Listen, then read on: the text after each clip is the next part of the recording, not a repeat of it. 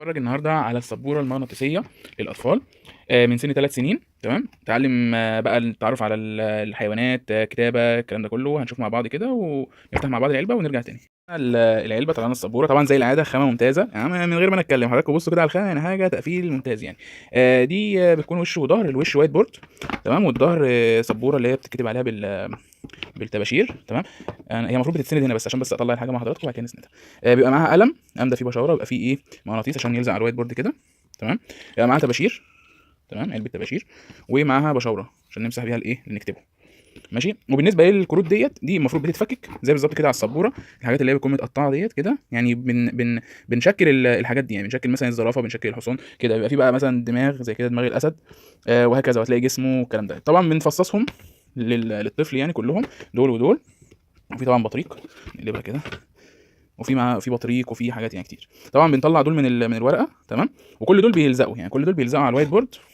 نحط بقى قطعه كده. ممكن اطلع لحضراتكم ايه، مثلا البطريق ده بيلزق زي كده. هو عامه بقى الطفل بيفكك بقى الحاجات دي كلها وبيلزقها على السبوره. وفي معانا الكتالوج ده بيبقى فيه اشكال الطفل بيعملها. تمام. فبيتعلم السبوره، بيتعلم الطفل حاجات كتير، منها الابداع، ان هو يبدع في ان هو يقدر ان هو يعمل اشكال. تمام. زائد ان هو يعرف زي حاجه زي البازل كده، يعرف ازاي، يعني ازاي يشكل التمساح، يشكل الاسد، يشكل الزرافه، يشكل الحصان، الكلام ده كله. زي الكلام كمان اللي هي بيتعلموا الايه، الكتابه، وكتابه الطباشير، كتابه بالقلم. تمام. بتكون الصندوق دوت كده جميل خالص، التقفيل بتاعه حلو ممتاز. تمام. بنحط كده ايه، السبوره بتسند هنا بالشكل ده، او ممكن تسند هنا، او ممكن تسند العكس كده على الاسود ونكتب بالطباشير. ممكن تسند في النص هنا عادي. هم عاملين لنا ايه عشان برضو هما كده طفلين، يعني طفل يقعد هنا يستخدم السبوره البيضاء، طفل يقعد هنا يستخدم السبوره الايه، البلاك. يعني نحط بقى الطباشير هنا والبشاوره وكده للطباشير. تمام. يعني البشاوره والطباشير يتحطوا هنا للطفل اللي هيستخدم البلاك. والقلم بقى وكده والقطعه ديت اللي هي بتلزق على الوايت يتحطوا هنا، والطفل التاني يستخدم هنا. بس في المجمل مثلا احنا لو هنستخدمها لطفل واحد بتبقى زي كده، زي ما في الصوره كده يعني. بنحط له الحاجه بتاعته هنا.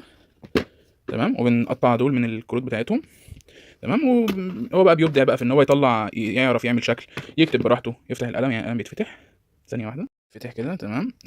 مثلا احنا حاطين له صوره البطريق، او هو يكون صوره اي حيوان، ونعلمه بقى نكتب جنبه مثلا ايه، حيوان كذا، يعني مثلا بطريق نكتب ايه، بطريق.